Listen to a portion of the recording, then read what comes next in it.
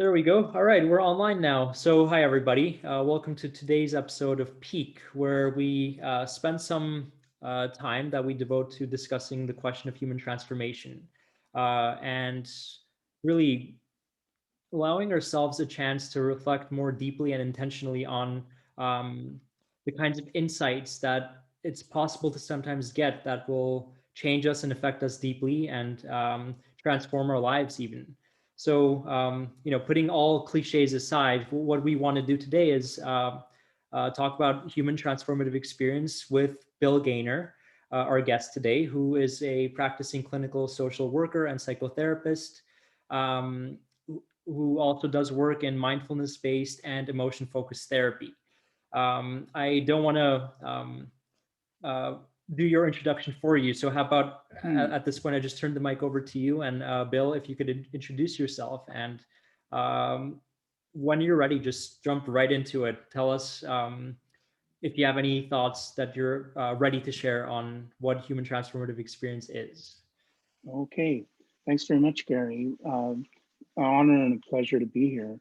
Um, so yeah, I'm a social worker and psychotherapist and work in the Center for Psychology and Emotional Health here in Toronto, providing individual and couple emotion-focused therapy and this modality that I've developed called emotion-focused mindfulness therapy. Uh, just started my first online group actually recently. So it's an integration of mindfulness-based interventions into emotion-focused therapy.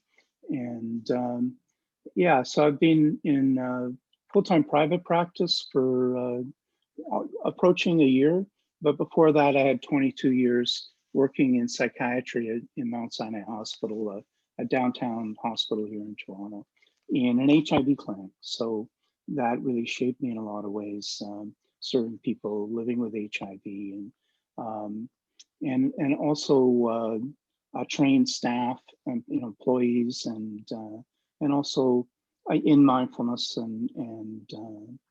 um, and led mindfulness groups for outpatient psychiatry as well. So those were all contexts that helped shape me. And I've trained and mentored mental health professionals in mindfulness for about 15 years now. And, I'm also part of, um, as a sort of the resident mindfulness wellness person in the Health Arts and Humanities program at U of T. So get lots of contact with, a certain amount of contact with medical residents and fellows. And then there's another kind of an art, medical art based certificate that feeds in 11 clinical programs at U of T in interprofessional education, and they get exposed to writing and reflecting on their professional experiences with patients and on suffering, and they spend 2-hour sessions with me and a colleague in this mindfulness approach. So yeah, so that's a little bit. I guess we'll get into how EFMT came up. Maybe I won't get into that now. Human transformation, what a wonderful, amazing topic. That's really been a central interest to me my whole adult life. I needed it desperately. I think at one point, I got into spirituality and mysticism because it sounded so wonderful. And then soon, within a couple of years, I was realizing that I had a lot of suffering that I needed to deal with and needed to transform. And human transformation, and those are it makes me think about Jack. I'm blank on his name. Jack Engler. He wrote a book, a paper, an influential paper on being somebody and being nobody, and he had said something in the 70s that had become kind of a easy to criticize, which is you have to be somebody before you're nobody, and there's a lot of people who do think so, like John Wellwood or Sherry Geller, arguing that it's important to deal with your inner conflicts and unfinished business before you develop, a higher meditative practice. And what Jack was arguing there is that he went around and tested all the all the people who'd agree, the senior Buddhist practitioners and teachers around the world that would agree to be tested by him. He's a psychoanalyst, so he was using, methods from psychoanalysis. And he didn't find anyone free of internal conflicts. So I think it's like good luck dealing with all your internal conflicts before you go on to those. You probably have to leave this body to get to that state, right? And that he argues that it's part of the dangers and boundary violations that are so prevalent. I mean, throughout our world, but also in religious areas where it would be super surprising because people have deep spiritual insights and attainments, but they're sleeping with their students, or there's power issues, or so that spiritual practice, whatever kind, can leave areas that are unaddressed. And he says more spiritual practice won't get at it necessarily. And so I really do believe that these two things are deeply interrelated. I love the metaphor of, it comes from a Sufi teaching story about Lucifer being, so it's about spiritual pride. And so I can relate, and this lesson relates to my life, about spiritual pride, about Lucifer being the closest angel to God, and his eyes were always on God. And when God created humans and told the angels to bow down to them, he was so in love with God that he wouldn't move his eyes away from God. And so God banished him from heaven, and Lucifer keeps himself alive on the memory of his great love. It's a very poignant view of Lucifer, right? And I think we can get, I know in my own life I've experienced this. So, a period in my life where I was all about going on retreats and studying with my teacher and traveling, and you get so consumed by the upward gaze, right? And a metaphor I prefer is that spirituality and transformations, like an apple or some kind of fruit hanging on a tree, falls to the earth, rots, gets washed into the ground, starts sprouting little things into the earth. A little tendril starts coming up and and emerges into the welcoming sky, right? And grows into something particular, right? And that if you've got spirituality happening out of the rotten earth of your life, and that's the lotus image, right? And the pond and the muck. But that it's so easy. And James Hillman criticized Buddhism. I've had decades of involvement, different kinds of involvement in Buddhism, and that it's come to the West, smelling of, of special sense, and uprooted from its from the constraints, economics constraints, social constraints, all these challenges that anyone practicing Buddhism in Asia would face, right? And we can use it as a way of soaring above everything, because we're very privileged, and I'm not, I know lots of suffering for us too, but very privileged. So that, and you can see the appeal. I mean, I have really strong emotional defenses, so I've had to soften them all my life. And so these are stories that appeal to someone who's has had to go down, right? And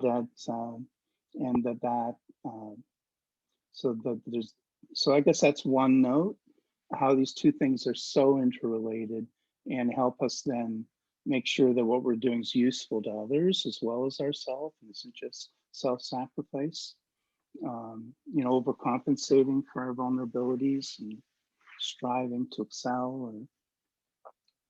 And then the other part, I think, is coming from Jenlin around how our most ordinary being is somehow transformative. But this is, Jenlin says that cells adapt to environments and plants grow through transformation. And that's how we don't even, I have no idea what I'm about to say. I have a felt sense about it, but how does that happen? How does that's transformative somehow. And I'm not even taking time to tune in to a rich sense of the felt sense, right? And so that there are these, that somehow our very being in the world is transformation. And the more we can tune into those processes, the more transformation we can taste and experience, and then it gets even more transformative. And that language that are embodied, that there's these two, that there's our embodied experience and the way our body's resonating with situations or being triggered by the past or whatever it is. And then there's that cognitive, reflective, and integrating these is important, so that there are spiritual, wonderful experiences where thoughts fall away. But if your whole practice emphasizes letting go of thoughts or letting go of the future, the past, you're missing that, letting yourself rot into the earth. Like, actually, you're missing how to surf this being, how to be here, how to find ourselves already thrown into the world, that we humans make sense of that by coming alive to the felt sense and trying to find ways of thinking that are alive to that and that are then situated, right? Yeah. So maybe There's I could stop there. Yeah. Wow, that was, first of all, I had never heard that story about Lucifer before, actually, or at least that version of it, which, gosh, that's an idea that I want to try to take a stab at. And if we could unpack that a little bit, because Sure. I think everything that you've said so far, at least the way I thematically organize it in my mind, is that it has to do with the kind of relationship it's possible to um, bring ourselves into with our own suffering. And Yeah. right, because um, so let's start at the very beginning. Your point about the seductive appeal of spiritual practices, at least from the um, naive sort of onlooker's point of view, right? That it's in some way a vehicle to human growth and transformation, perhaps even enlightenment. But it sounds to me that what you were describing there, or circling around, or at least naming differently, is the problem of spiritual bypassing, right? Yes, totally. Where Yeah. Got the t-shirt, got the scars. yeah. Uh, I'm the Buddha, right? Don't kill me, right? Because if you see the Buddha on the Yeah, street, it's you all got to kill him. empty. It's all empty. So Yeah, not to bother with finding a job or craft, but I need to practice. Yeah. yeah. And the issue to me seems to be that I think the the starting point, the default point of view that people tend to adopt with respect to suffering is that it's a bad thing and it has to be avoided or eliminated or reduced in some way. Um, it's Mhm. Yeah. it's kind of like this Yeah. mindset of whatever hurts is bad, move away from it. But Yes. that's actually really, it's really destructive, actually, because um, if you, I mean, this is something that I talk to about with my little brother, with my friends, with my patients, um, uh, and my teachers and everything. Just, if the only reason you're avoiding something painful is just because it's painful, then you're robbing yourself of the opportunity um, to grow in ways that are truly worthwhile and meaningful and perhaps Yeah. even transformative. So there's something to that idea that we shouldn't just power away or avoid whatever's painful or difficult or uncomfortable just because it's difficult, painful or uncomfortable. Um, so what is up with that idea, right? And it feels to me that the story of Lucifer, who in some sense, I mean, maybe I'm changing its meaning, but the way I was seeing it could be like this: that there he is, he's enamored by this um, this wonderful light of being, right? God, all that is good and true and beautiful. And to the point where he's unable to shift his gaze at like the corrupt and disgusting and horrible like earthly existence in a sense, right? In all its fullness. And that's actually what sends him to the greatest depths of hell itself. And even when he goes into those depths, even when he's condemned to hell, right? Even there, his mind is still fixated on that light, which in some sense is blinding him from a different kind of truth. And that truth, perhaps, is the truth of suffering, the truth of limitation, the truth of finitude, really, because that's all that existence really is. It's finite, it's limited, it's rife with suffering. And so if and this is the last thing I'll say, and I'll shut up and hand it over to you guys. But if enlightenment was an easy thing to do, if all it took was just to keep your eyes at the light of God, then everybody would be enlightened, because that's not that hard to do, to just stay in the realm of fantasy, of changing everything to something that's in a more absolute form good or appealing. But instead, these teachings seem to be making the claim that the path to enlightenment is paved with suffering necessarily. And unless you're first willing and able to effectively and sufficiently confront the the earthly realm as it is on its own terms, in its incompleteness and in its discomfort, right? Then it's not possible to become nobody.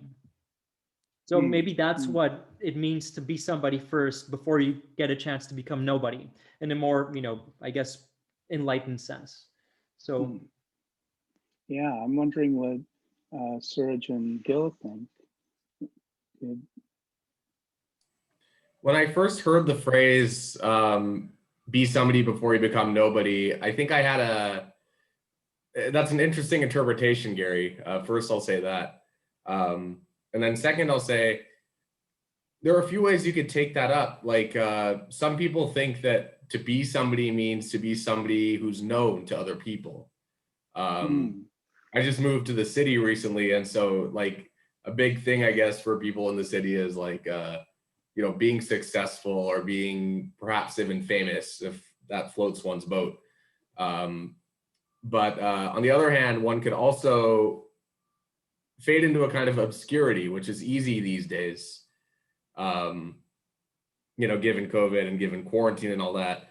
So it's also possible to just retreat from the world. And I guess this relates a little more to how Gary was thinking of it, to become nobody in a sort of enlightened shell. But it seems that to really understand or appreciate what it is to be nobody, maybe we do need to go through this process of becoming somebody who is known, who's either known in a positive light, a negative light, or both, and then to perhaps understand what it means to shed those perceptions and to really reach one's core being, which for Buddhists would be the Buddha mind, which is, our kind of untainted selves, our untainted minds, free of all the muck that clouds the day to day. So, Interesting. So just to play off what you both said, and Gil, I got your message. You've got noise happening in the background, so hard to talk right now. Yeah,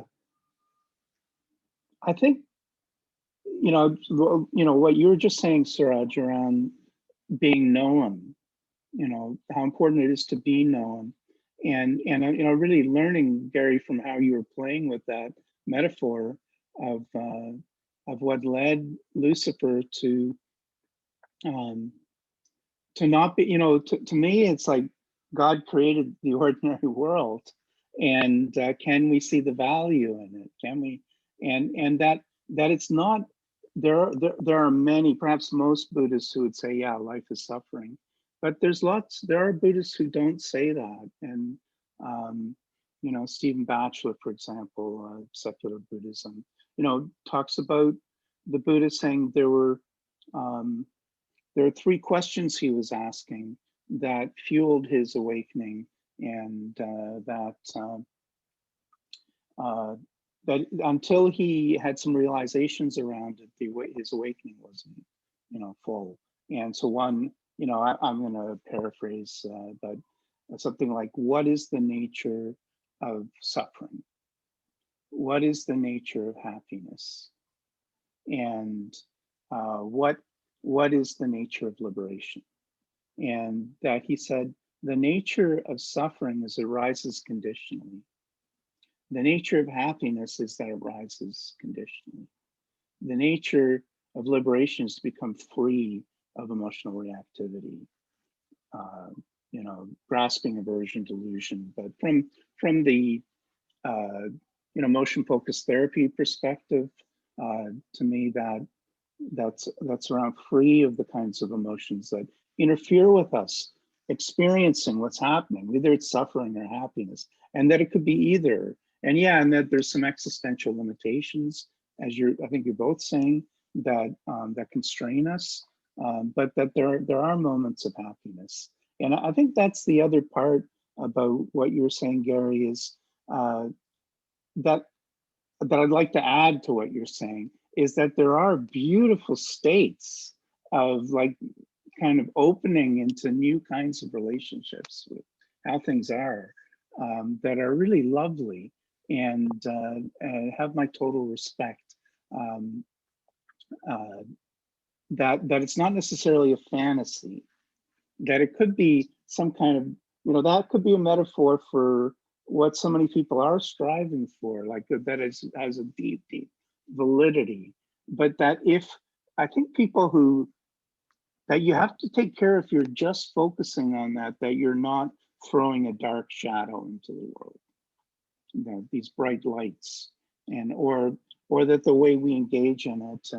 And so maybe I'll just offer some thoughts about how I sometimes talk about these themes with clients, you know, when I'm introducing them to emotion focused therapy or emotion focused mindfulness therapy, the idea that, you know, that many of us had, and I think this relates to being known, but also being willing to embrace suffering. So both, you know, themes that you're both naming, and that many of us had parents who didn't know how to calm themselves down, let alone how to calm us down, right?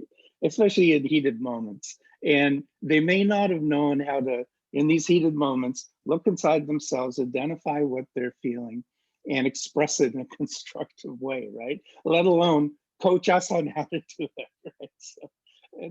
So that's a tall order. But if kids don't get that, then we have to, if we can pull it off, and some of us are born with big emotions that carry us away, it's hard to pull this off. A lot of us learn to shut down and you know, tighten up, hold our breath, go up into our head, and there we're into protective defense of what are called secondary emotions in emotion focused therapy. And so a lot of it's based on trying to figure it out and not feel what's happening here because the emotion's too painful. And besides, mom and dad will get angry and punish us. So, so you know, like what if that happens? Well, then that might happen. But then I could do that. But then that, you know, anxiety and worry just spinning or ruminating. What's wrong with me? Why are people so mean? When will this ever end? Down into depression, or beating ourselves up, which is a way of trying to be strong like mom and dad when they're shouting at us. But of course it backfires. We're getting angry at ourselves or rejecting anger, weak forms of contempt. I'm saying weak because it doesn't, you don't stand your own ground and set a limit in a strong way like a healthy anger. And that a lot of, you know, to touch on the mindfulness, a lot of what mindfulness basically focuses on helping people acknowledge and let go of these secondary emotions that are around worry and around rumination. But the reason I integrated mindfulness into emotion focused therapy is that sometimes we need to do deeper therapeutic processes. or maybe we don't have to call them therapeutic processes if it's in your own meditation practice, but to actually find out what's going on down here. And if we just let go of the worry and the anxiety, we don't necessarily, or the rumination, and we don't necessarily come down here. And maybe I'll give you a little story from my own life that is an example of a moment of transformation. And that is an of this, where I was getting dressed for my dad's funeral about 12 years ago or so. And my mom had passed away 2 years before. I don't wear a suit very often. And I started freaking out. Do the colors match? I was getting super anxious. It was like a cathedral funeral. I was giving the eulogy. And so I sat down to meditate and to acknowledge it and to let it go. And, there you're really, mindfulness is powerful in its ability to be able to, develop that friendly, spacious ground where you're able to decenter from difficult thoughts and emotions. So, so decentering, there's 3 sub-processes associated with it. One's to be able to approach a difficult thought in a way where you're accepting it and disembedding from it. And then there's a disidentification, a kind of healthy distance that allows us to be with it, but it lowers the emotional reactivity. And that's that 3rd. And then mindfulness, mainstream mindfulness emphasizes then letting go of that to be able to return to, I think many practices emphasize coming alive to the implicit felt sense of the present moment. Either your attention's focused somewhere or it's an open awareness practice, but you're letting go of those kinds of difficult thoughts. And has huge validity. It's super helpful, but it doesn't necessarily get you down here. And it's what I was trying to do. I was trying to let go. And of course, I was having problems getting friendly and spacious towards these feelings, so they were really grabbing me. And so instead, I got into the river of that freaking out, that anxiety, that worry, and allowed myself to go with it, and not trying to emphasize stepping back, but actually be swept in it. And I began to get a sense that there might be something underneath it. And I dropped into sadness. And initially, I didn't know what the sadness was about even. I was strong emotional defenses. So I'm dropping into sadness. And then I'm realizing, of course you're sad, Bill. You're going to your dad's funeral, right? Of course. And so I started getting into it, and the anxiety and the worry just blew away. It was not the core, it was this sadness that wanted to unfold. And so I got into the grief of really missing my dad. And as I did so, I realized it was a helpful emotion. It motivated me. It told me what was important about going to this funeral, and it motivated me to go there and to treat my friends and family with kindness, and to give I could feel the sadness, my dad's eulogy with affection, right, and confidence. Now, you see, my mom had died 2 years before. I could have dropped into being an orphan in a storm, super scared in a big threatening world. That wouldn't have empowered me. And those kinds of emotions that are super intense and that paralyze us and often have a kind of secondary helplessness, hopelessness cooked into them, they're modes from the past, from when we were growing up, toxic situations, traumas, and we've been triggered, right? And so we can do a float back and find the memories associated with that and get it inside that memory, and get a sense of what we're really struggling with, and then as we do, if you're with it for about, they say 10 minutes. I don't know if it has to be that long, but 10 minutes, it shifts. The memory shifts and becomes labile, and it's available for transformation. And with a big emotion, these big intense emotions that can create standing waves for hours and days, you need another emotion to transform it, because it's emotions that organize our neurophysiology. And so being in that, identifying the unmet need. You know, I needed a parent who could help me feel safe or get me or whatever it was. That can evoke a healthy adaptive emotion like anger at perpetrators, schoolyard bullies or whatever. That anger would then transform, you know, say it's fear and anxiety or shame. And then once we establish safety in that imaginative space, being able to turn towards our younger self. This self aspect, right? Part of the, you know, it's like we're not singular entities. We're more like jazz bands that are improvising in each situation. And this is part of the jazz band that's been put in a cellar for a while, all our life, right? And we're welcoming them into our heart and letting them know, well, of course you were terrified and scared. Those boys were like 3 years older than you. You're about to get the, can I say it, the shit kicked out of you, right? So no wonder, and let me give you, you're with me now, right? So, and that's transformation. That's like deep, that leads to deep, you know, really empathizing with that young self aspect, helping him get it, and helping him understand all his feelings make sense, transforms it.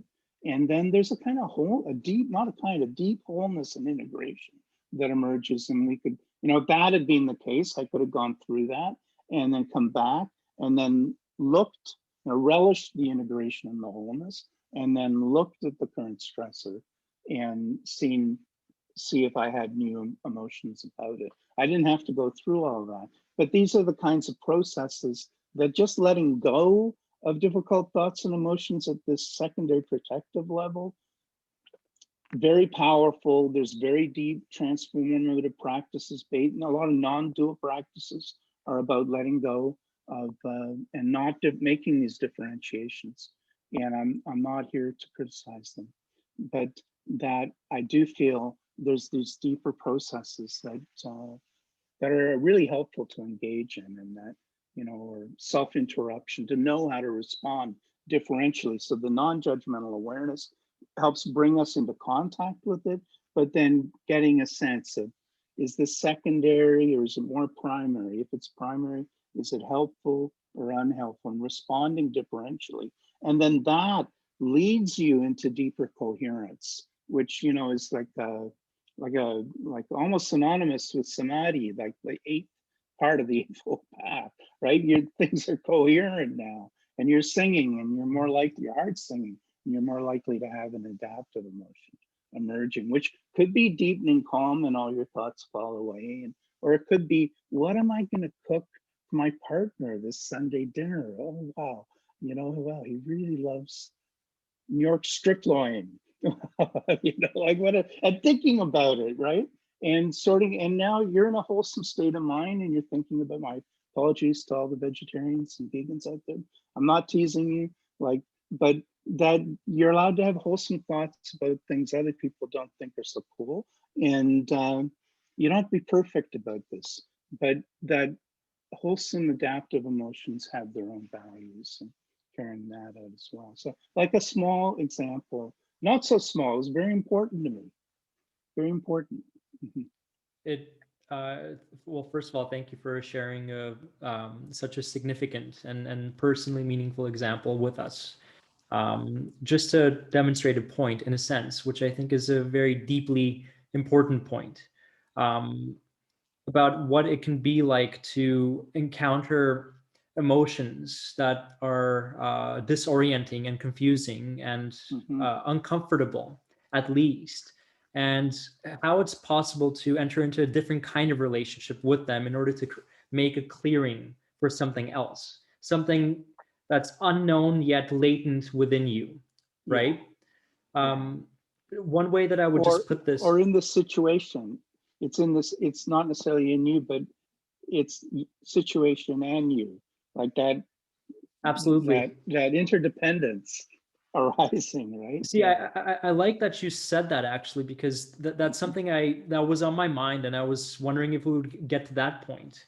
The question of, well, gosh, no, I'm going to find this quote and read it to you in just a moment, actually. But before I do that, I just want to make another point about the the bit about entering into a specific kind of relationship with uncomfortable emotions like anxiety. One way that I've thought about it, which I learned through my education and my training, is it's really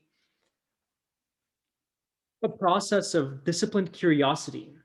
That's how I name it. Because what you're doing is you're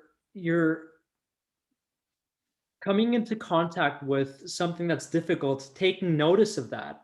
And then what you're doing at that point is trying to turn your anxieties into questions in a way. Yeah, totally. Right? And that's Totally. a radical shift, because then it's kind of like the difference between, gosh, I really don't want to be here right now. This is so bad. Like, what the hell is going on? Versus what is going on right now, actually. Yeah. Right? It's the same exact question, but asked in a completely radically different way. What the hell is going on versus what is going on, right? Yeah. The second one invites curiosity into the picture and allows you to get curious and wonder about what's going on, whether in the situation at large or within you. And most of the time, the two aren't actually separate. They're not apart from each other, but they're a part of one another. Yeah, yeah. And that connects to Gary's point about being seen, I think. You know, that when we have softened our defenses, Surges, we're available to be seen. Surges. What did I call you? Oh, you said Gary's point. Gary's surge, yeah.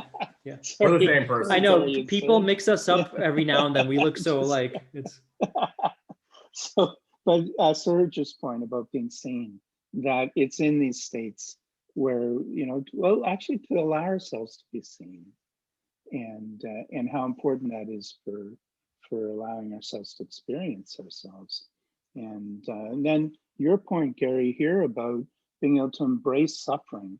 And, you know, I guess, you know, so I've been kind of thinking a couple of things I could riff off of that are, one is, you know, so this is turning into a lot of Buddhist stuff I'm drawing on. But it's deeply, the way I play with it, it's deeply informed by EFT but Stephen Batchelor in the Four Noble Truths, you know, there is suffering that it's caused by grasping aversion or confusion or delusion. That there's a way to be, you can be free of suffering, and there's a way to do it.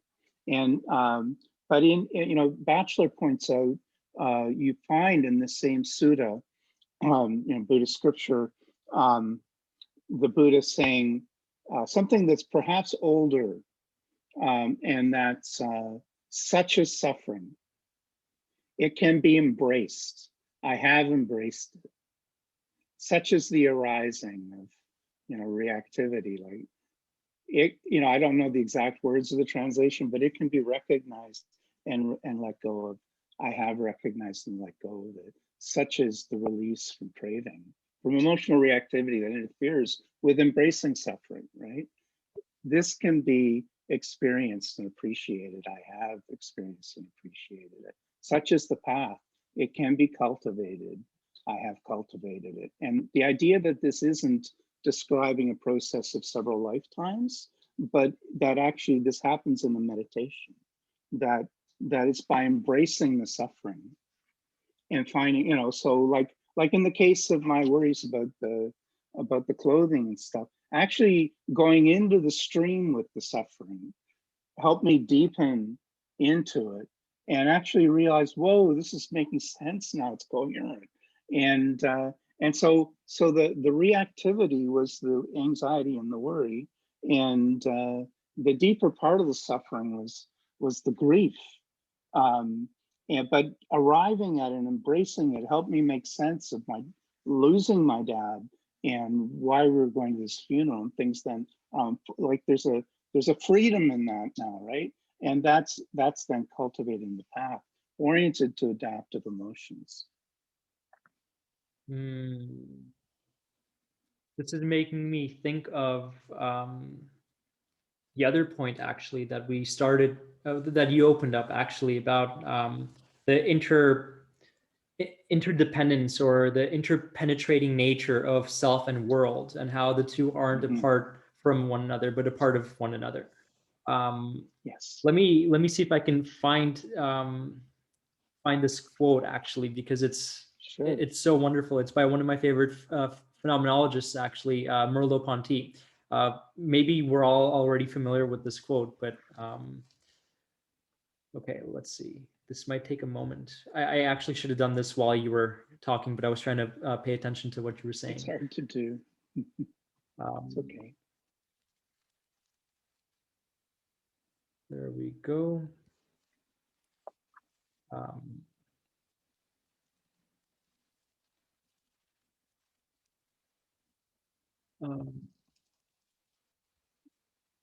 Okay, so I found it. Here it is. So ready?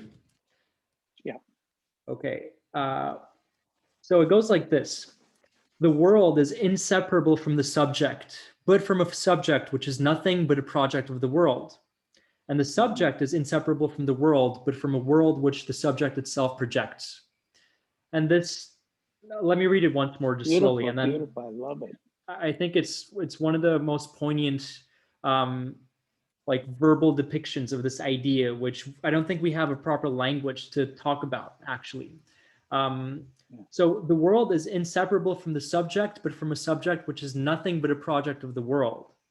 And the subject is inseparable from the world, but from a world which the subject itself projects. So Merleau-Ponty had this idea of an intentional arc, or the chiasm, actually. The idea being that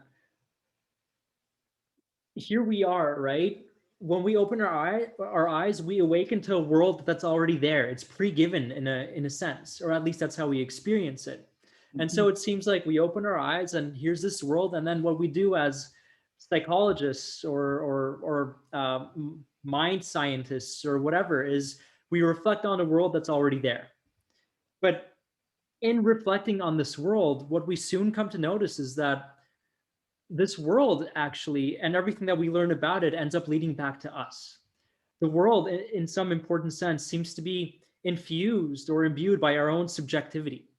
And our subjectivity itself is located in the world as an objective place. So now we're caught up in a circle, right? And this is a version of the famous mind-body problem that Descartes sort of formulated and passed on to all generations to come. And you know, as John Vervaeke likes to say it, I really like the way he puts it, is that we're all children of Descartes. We've all inherited this dualistic conception of self and world, right? Mind and matter, of the two being opposed to one another.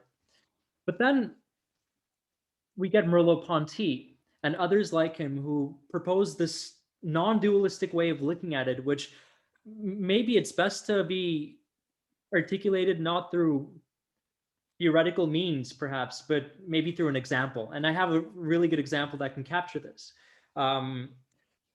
So it's happened to me when I've spoken to people and they've told me about being very stressed at work, that they go to work and there's just a lot to do, and even after work ends, they come back home, they bring work home with them, and the stress just follows them around wherever they go, and it just gets overwhelming. And so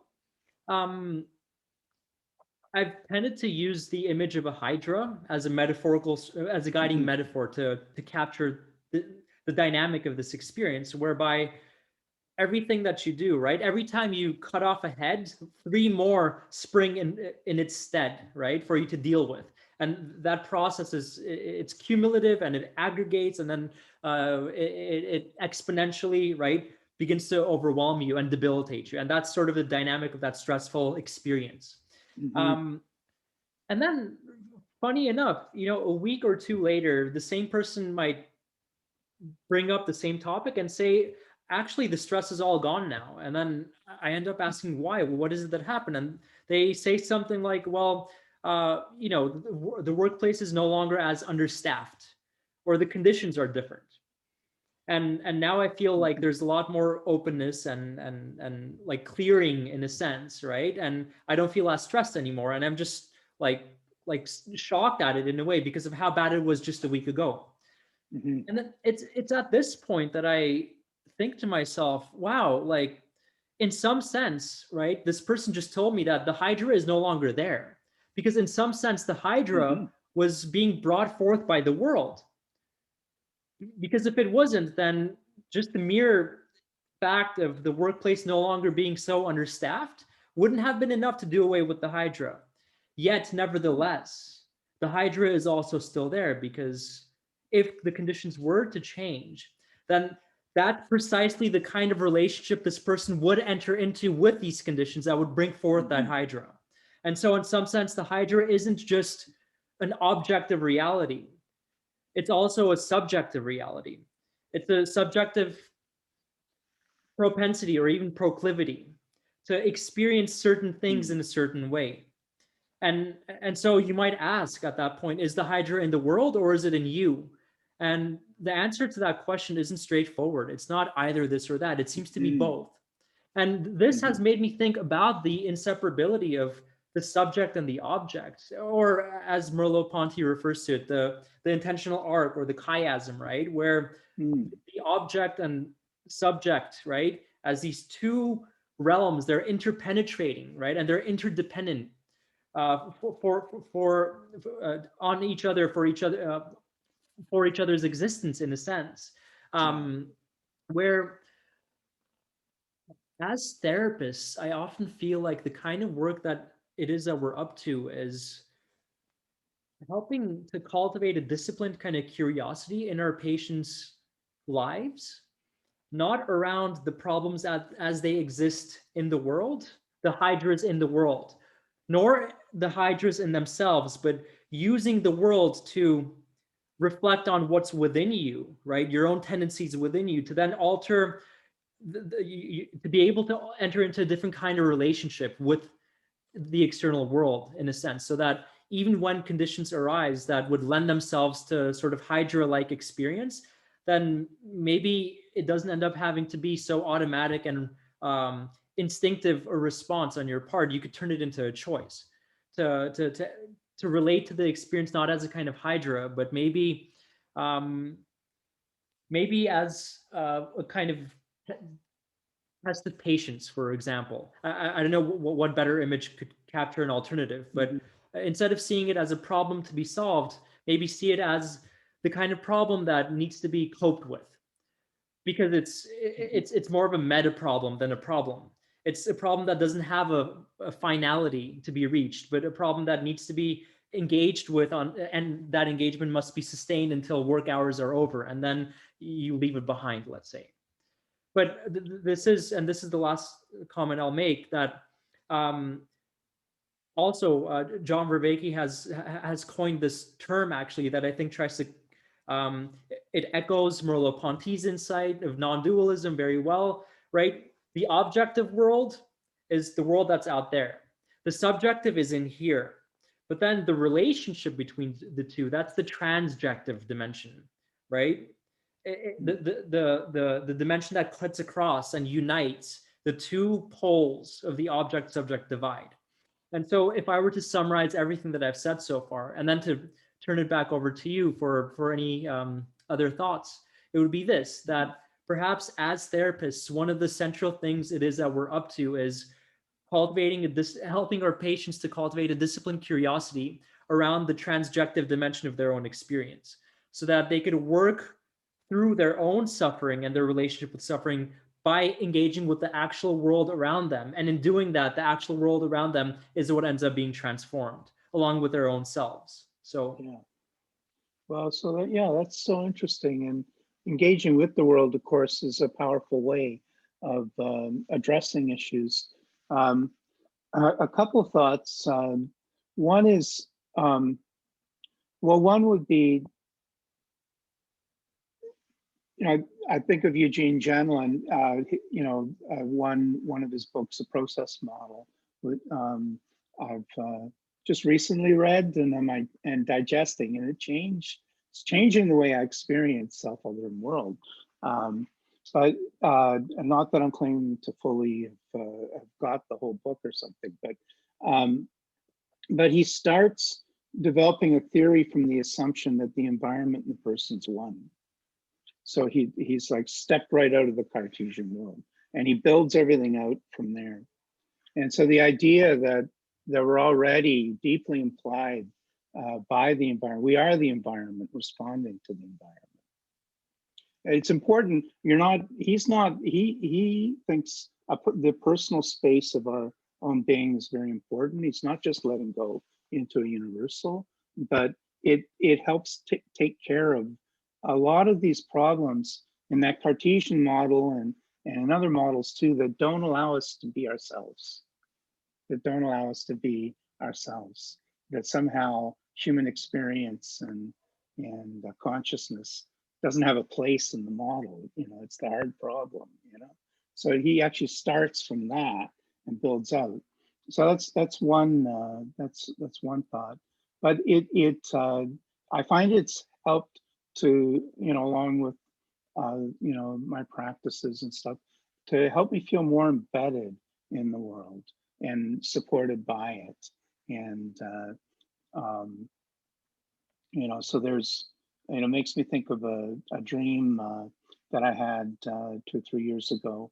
I was riding, I thought it was a horse. I've actually written an article that was riding a black horse. No, I think it was a mule, actually. I can't go into too much. Well, mules are the cross between a male donkey and a female horse. And they're not going to ride, they're not going to run off a cliff for you. They got the donkey smarts, and they don't just jump into action. You have to gain their trust. And there was a mystery happening. This mule, we were riding into a Mediterranean town, and there was the sea below, and the people were so friendly. It just shocked me that they were being so welcoming. And the mule, each step it took, it understood what the next step was.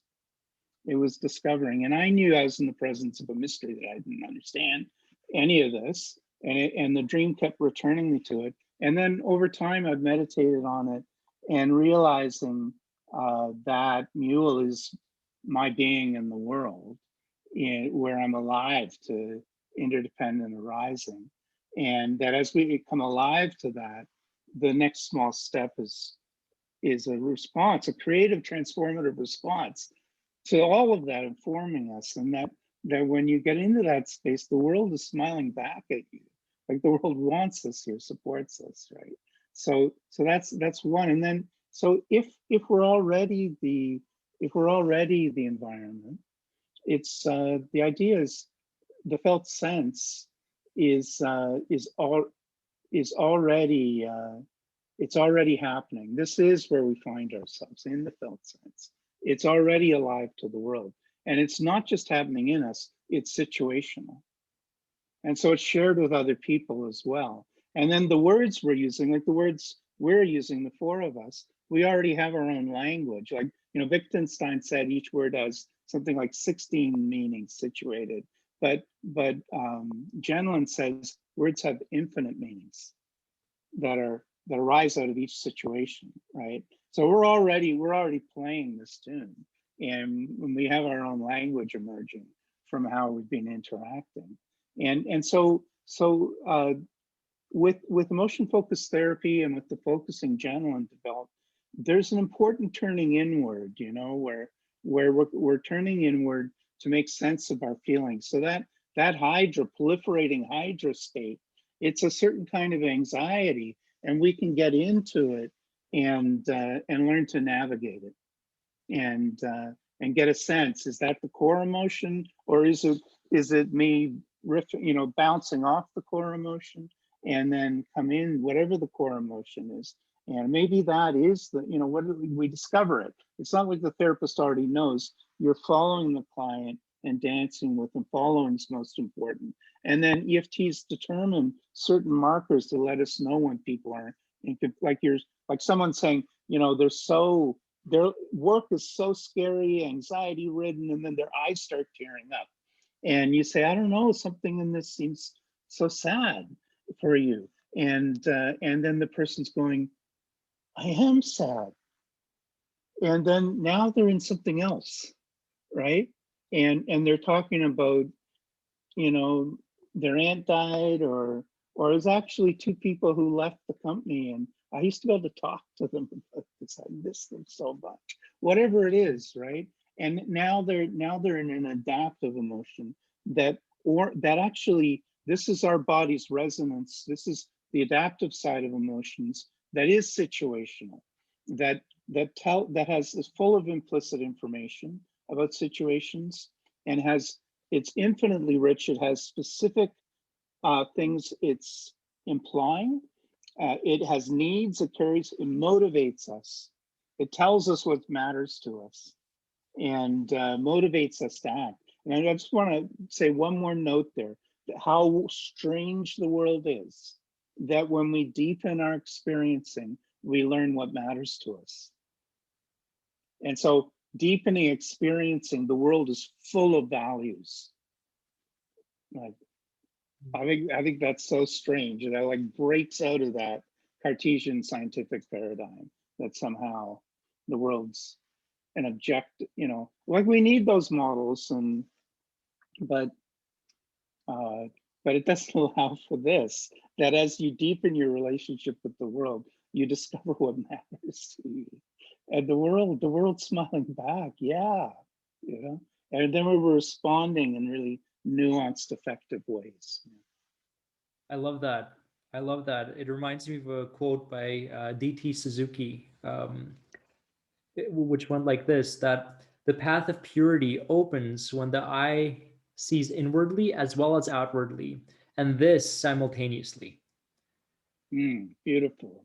Yeah, it also that's it. captures this self-world interpenetration. Yeah. And so then that coming alive to our felt sense, like Jenlin and his colleagues did some research to see who changes in psychotherapy, and they were audio taping stuff in the 50s, right? And then exploring, and they discovered the people who had good therapy outcomes were bringing a skill in that they were already showing in the first session. And the heart of it was recognizing when they didn't know what they were feeling, and actually tuning into their feelings, and not just talking straight from here.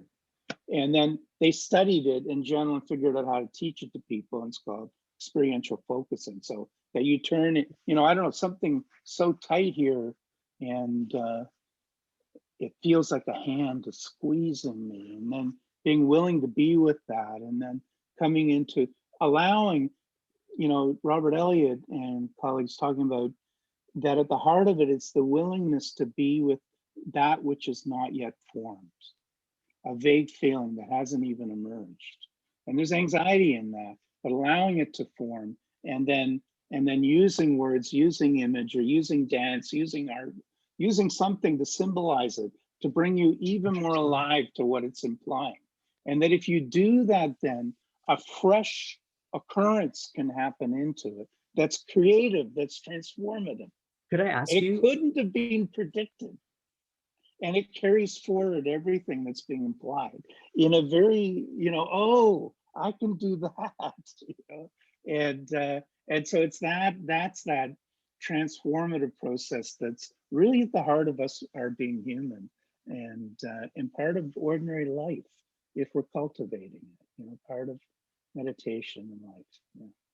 I'm wanting to ask you right now, if we put that in emotion-focused therapy language, does that then mean that sometimes anxiety is just a secondary feeling or emotion? And if we're able to bear with it and tolerate it and voluntarily confront it, then we might deepen our relationship to whatever's happening and move beyond the anxiety and see and bring greater articulation to the feelings that are latent and trying to emerge, but are finding it difficult to.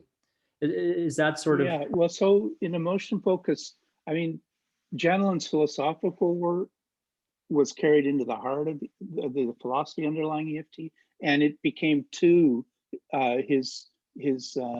work was incorporated as two of the tasks, the marker-oriented tasks in emotion focused therapy, clearing a space and focusing. And so the marker for focusing is when you have a vague feeling. So if the anxiety is vague and it's not making sense, then yeah, you could use that as a marker. But often what we're doing is we're allowing the person to express, to worry, and then we're listening for a more primary emotion and then reflecting that. So this is empathic exploration. You're following the client. It's very person-centered, but you're doing a process assessment. You're wondering, is this secondary? And then when you start to hear the primary, you're reflecting that with maybe empathic conjectures, or if it's emerging, just a reflection. But you're also, it's like you're letting go of all your formulations. You're tuning into the person, resonating with them, and then finding what's most poignant and alive in what they're saying, and offering it them back. And so in this desert of deep listening that we live in, someone is like amplifying the colors in your life, and you're going, that is what I'm feeling. And suddenly people are having feelings, right? But the marker for focusing is like a vague feeling, or like, for example, if you were to ask someone, what are you feeling? A client, what are you feeling? They say, I'm feeling nothing. And you could say, oh, it sounds like something's here. It feels like nothing. And then the person could say, yeah, that is how it feels, like nothing. Or actually more like an empty room. And now we're cooking, right? Now we're into focusing, right? Like, yeah. That's amazing, and that brings me to my next curiosity. Actually, I mean, I'm not familiar with the literature directly myself, but from a different literature that I am familiar with the phenomenological psychology literature, there's this idea that you could sort of do that not by just turning inward and feeling and sensing what's going on and where in your body, but you can turn to the world and see what different things in the world evoke for you and in you as well. And there's this famous example in this book by J.H. Vandenberg called A Different Existence. He was a phenomenological psychopathology scholar, as far as I remember. And he talks about this guy is getting ready for a date, and he sort of set up his apartment, and there's like candles and flowers and this bottle of wine that he was looking forward to opening with his date later that night. And there he is waiting and like kind of eager and excited, but then he gets a call, and she decides not to show up. And so now, right, the valence and the color of the entire situation and the setup, the arrangement in the room sort of shifts. And objectively, it's the same room with the same objects in it, right, arranged in exactly the same way. But now that bottle of wine, which initially, right, signified to him the possibility of intimacy, of closeness, of bonding, of love, right, of romance. Now the meaning of that is different. He's looking at it and he's experiencing a kind of loss, or a feeling of emptiness in a sense, and sadness. And so thinking about the extended and ecological side of focusing is what my question was about, in that how you can do focusing not just by looking inward and trying to sense what is arising where in the form of a thought or memory, or embodied feeling, but also seeing what thoughts and memories and embodied feelings are evoked for you by things in the world, whether it's other people or objects like that wine bottle in this example. And I was just curious what that sounds like to you, and if you see any validity in that. Well, I think it's super important to be alive to the situations we're in. Yeah, and responsive to it. On the one hand, on the other, it's important that it's not an either or, right? That you're like when a human, like an experiential therapist listening to a client is hopefully alive to their own felt sense, what the client's saying, and also the body language and tone of voice. And so you're alive to what the person's expressing, their body language, their tone, and also your resonance with it, right? That you're coming into, you're deepening your experiencing of the situation.